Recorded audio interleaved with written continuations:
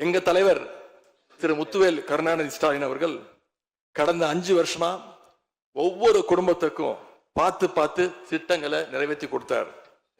அந்த திட்டங்களை எல்லாம் நீங்க தொடரணும். தயவு செஞ்சு அதில் அரசியல் செய்ய வேணாம்.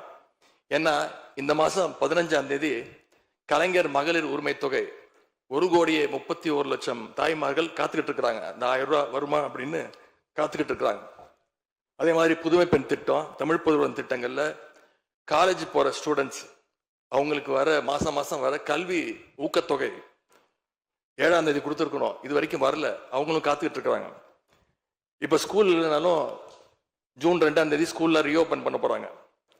அப்ப காலை உணவு திட்டத்துக்காக பள்ளி மாணவர்கள்லாம் காத்துக்கிட்டு இருக்கிறாங்க. இப்படி பல்வேறு திட்டங்கள் இருக்கு. நான் முதல்வன் திட்டம், தாய் மாணவர், அன்பு கரங்கள்னு பல்வேறு திட்டங்களுடைய பயனாளிகள்லாம் ஆவலோடு காத்துக்கிட்டு இருக்காங்க. இந்த அரசு என்ன செய்ய போகுதுன்னு காத்துக்கிட்டு இருக்கிறாங்க.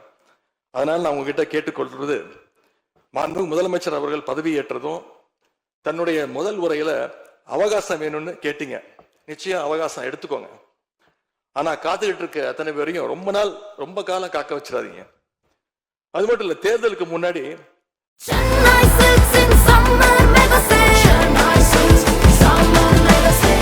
The Chennai Silks in Mega Summer Sale.